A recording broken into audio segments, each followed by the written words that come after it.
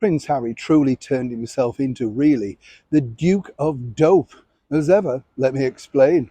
Hi, good morning. Neil Sean here in Parliament Square for you today. I hope you're keeping well. Beautiful sunny day, and of course I hope it's a sunny and beautiful day where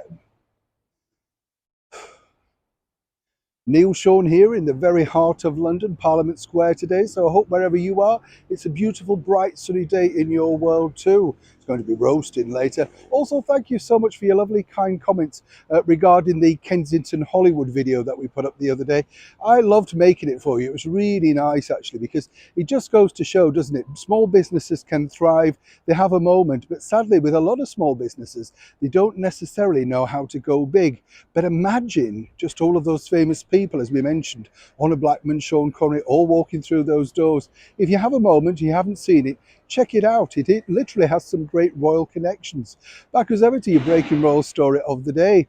You see, this story really did kind of like dumbfound a lot of people, because earlier this year, January, when Prince Harry released his memoir, I'm not quite sure what the difference is between an autobiography and a memoir.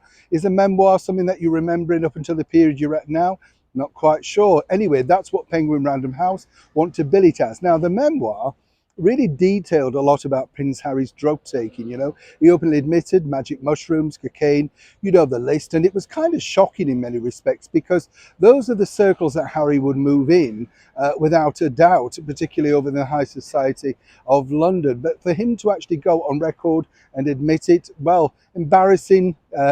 There's so many words you could use to say, but really, thick might be one that comes to mind. Why on earth would you detail it in such detail, having the fact that you've moved over to a brand new country, which openly states that if you have problems on your visa, then that's going to be the case. Now, fast forward, of course, a few months, and somebody is trying to prise open that visa. And as the point of recording this, we're not quite sure where we're at with it. But what's the true background to it? Well, there's two sides, in my opinion. Whatever the outcome is, whether Prince Harry has indeed not told the truth or indeed told the truth, whichever way, it's going to be a slap on the wrist. You'll have an interview, a formal slap on the wrist, and then on your way. Not because he's a royal, but that will have a lot to do with it. Let's not forget that his father, King Charles III, is the King of England. So it's going to be very difficult, isn't it, for the United States government to make some issue of it.